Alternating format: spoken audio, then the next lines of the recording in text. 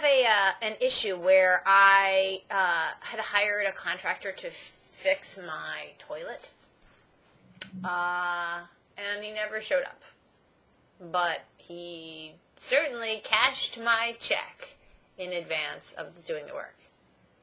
You paid a contractor before he did the work?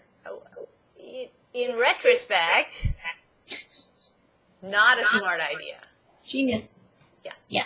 So now I'm wondering, what am I, because I want my money back. And I want him to pay for the hardship that he has caused me with a broken toilet for a long time. And you want to dunk his head in the toilet for wasting your day waiting around for him, no doubt. No doubt. Right. So here's my legal advice. Yeah. Do not do that. Do not do that. That'll get you criminal charges. But as for hiring a lawyer or suing this guy, yeah. First thing you do is you call him and you say, where are you? And the second thing you do is you write him a letter and you say, I've tried to get you to come to my house and I gave you money, so you need to come or I'm going to file a lawsuit. I would always put in writing ahead of time what your proposed legal action is, because that is often enough to get people to do the job. But if this guy has gone to Mexico on your dime, on your $200 that you paid to get him to fix the toilet. Right, he went to a bad part of Mexico, clearly. He's not living up life at like a fancy resort, I don't think. Right. He's not at Club Med on your toilet money, as far as I know.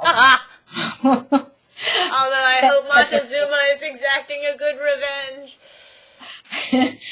But assuming that you paid a relatively small amount, you could just go to small claims court, and you would go online and find out where is the small claims court in my zip code. Yeah. And it would tell you, and then you call up the court and you say, how do I file a matter? Now, each court is going to have a different level of money that they're willing to deal with. So in most cases, it's going to be about $10,000 or less that you're dealing with. In some places, it's as little as $5,000 for those kinds of disputes. In some cases, it may be as high as $12,000. Or for you and your toilet money, who knows what wealthy district you're in, it may be slightly more than that.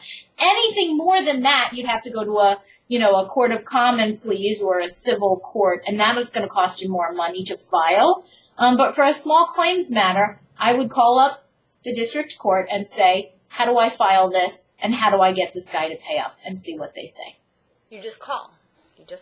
Well, you'll have to go down there. You'll pick up a claims form. You'll fill it out showing what it was that the person was supposed to do and what they didn't do and why they owe you the money. It would be helpful if you had a copy of the canceled check to prove that he received it and cashed it.